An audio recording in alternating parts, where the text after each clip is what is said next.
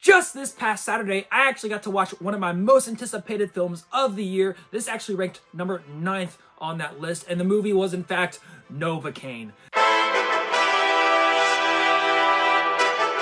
Now, Novocaine does follow Jack Qauid, where he cannot feel pain in this universe, and he plays a character called Nathaniel Kane. Now, again, he can't feel pain, and then he also doesn't have a relationship with the girl he likes. So he finally gets that chance, and then she gets kidnapped, so he has to go and save her. The concept itself sounds crazy, and I was super ready to see what they did with this film. However, my excitement dwindled closer and closer to watching this film because they kept playing the same trailer in the theaters over and over. And for me, whenever you have like one main trailer, that doesn't seem like a good sign. Now, I could be completely wrong on that, but for me, I was just getting bored with the same exact trailer, and I'm like, is this all they can show? But apparently, it wasn't. I walked into loving this movie, so let's just, with that, get into the good of this film. Now for the good, I will genuinely say this is one of my favorite movies, if not my favorite movie of the year so far. Jack Qauid himself has had a very, very good track record this year already, because he released this one where he stars in Novocaine as Nathaniel Kane. He is more of a sheltered human being, and then when his girlfriend gets kidnapped, he has to go out and save her.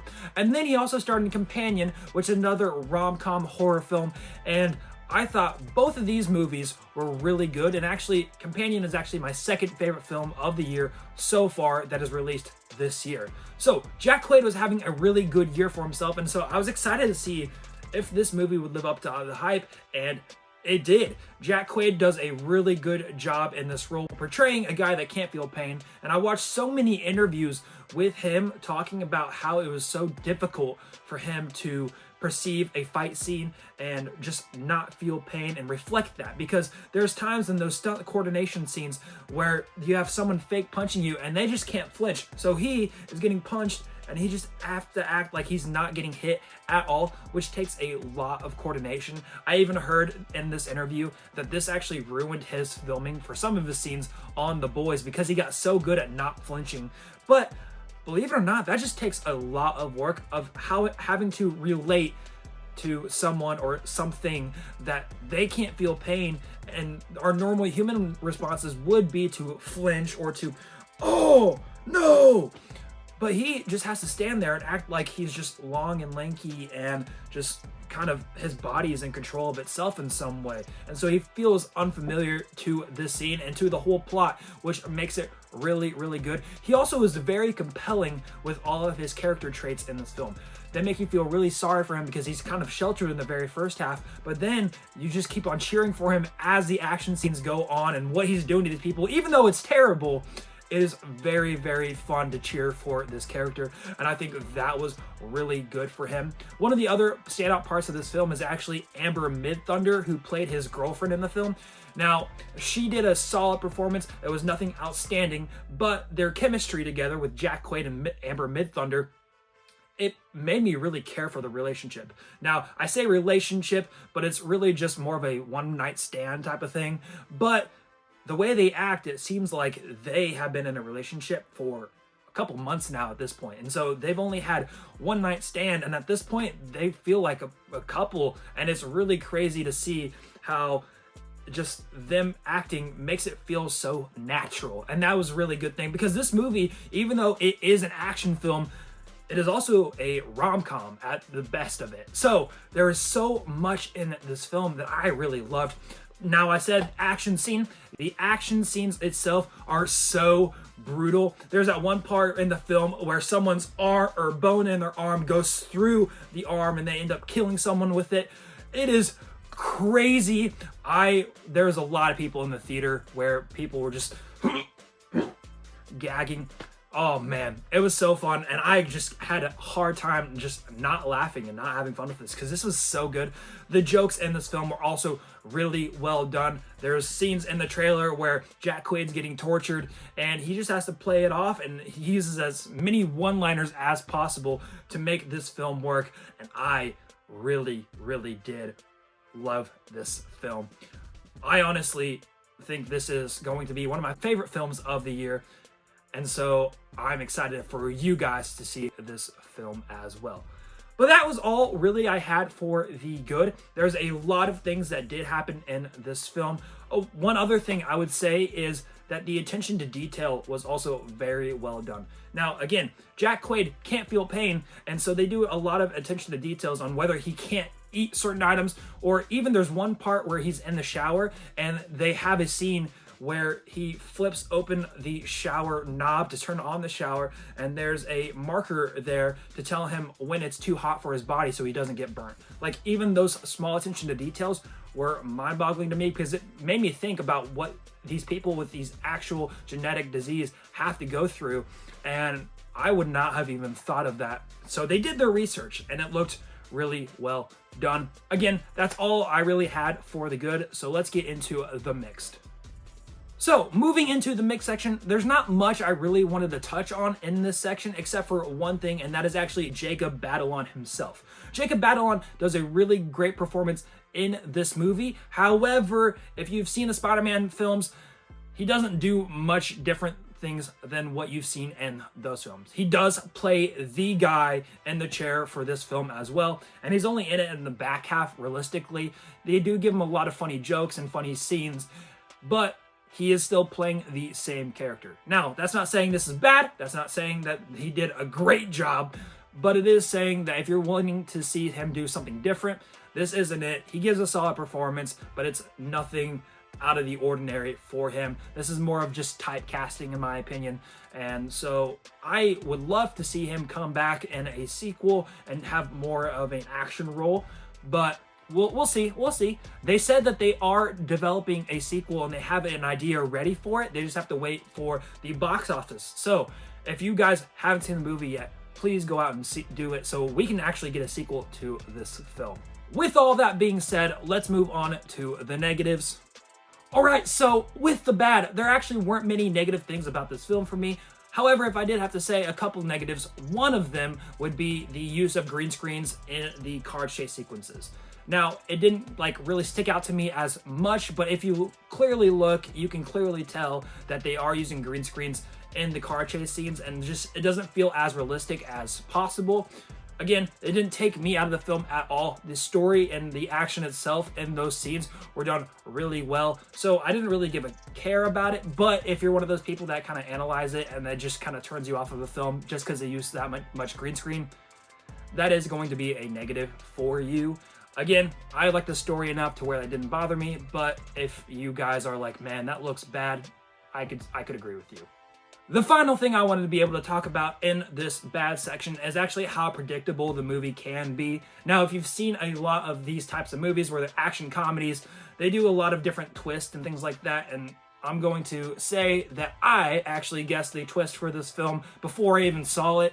So if you have a guess on what's actually going to happen, it is probably correct, but that didn't really take me out of the movie as well. It was just, hey, I got it right, high five, and then I was back onto the movie. But it is predictable in the way they take things. Now, there is a lot of things that were unpredictable with the fight scenes and everything like that, which I thought were great, but the story itself, it was predictable, and so that kind of hurt it in the back half. But again, I'm okay with it because I enjoyed the whole ride that they took us on. Real quick, if you like this video, I have a bunch of more videos with these reviews and movie news as well. I try to give weekly updates on movie news, and then I give at least once a review every week. So please click subscribe to see more of those videos if you like this type of content. I'm trying to do more as well. So if you have any content ideas, please go ahead and send them my way so I can give you guys what you want to watch as well. Thank you guys, but let's get on to that final scorecard. All right, so as you can see on here, again, we got plot, we got dialogue, action, suspense, and previous work. Now for the plot, I'm actually gonna give this film 8/9. I really did like the story and the idea behind this film. However, it was predictable in some senses, but I could forgive it for all of the great things that this film has done. So I'm giving this 8/9. For dialogue, I'm actually gonna give this movie an 8. Now, it didn't do anything fancy, but the quips and the one-liners itself really did it for me, and I was super excited to see and hear what they had to say every time somebody opened their mouth, because there was always something else to add on as a joke. For the action, I give it a 9. This movie does a really good job of being unique and just having Jack Qauid not be able to control his body. And it was more about how he just does not know how to act because he's a normal person and he can't feel pain. And so there's a lot of unique fight scenes and the action in this film, which I really enjoyed. For suspense, there wasn't much that I was actually suspenseful over, but there are some scenes where a lot of people will be on the edge of their seats waiting to see what happens and what kind of jokes or kills come next. And so I actually gave this movie a 7 for suspense. And for previous work, I actually can't rate this fairly because I haven't seen any of the other directors' work. However, when looking at their IMDb and all of their Rotten Tomatoes, this one was clearly the fan winner for all their past previous projects, so I gave it an 8. Now, for the final review on who I think will actually like this movie, I actually gave casual fans a 9. I think there was a lot of fun to be had, and if you're not nitpicking everything that goes wrong in this film, you're gonna have a great time, so I gave it a 9. For families, there are legit bones popping out of people's bodies. So, this movie will not be for families, but if you are a parent and you like this type of movie, go ahead and watch it. I loved it. If you are a genre fan, again, a 9. There's just enough unique things in this movie, as well as the concept is unique, that you can actually have a lot of fun with this, and it's an action comedy, which is great. For a film buff, I actually gave it an 8. Now, I did have a lot of fun, and I go to the movies every week, so I would qualify for a film buff, and so I would actually give it a 9, but the movie's not perfect, and there's a lot of things you could actually nitpick about the film, so there's an 8 for that as well.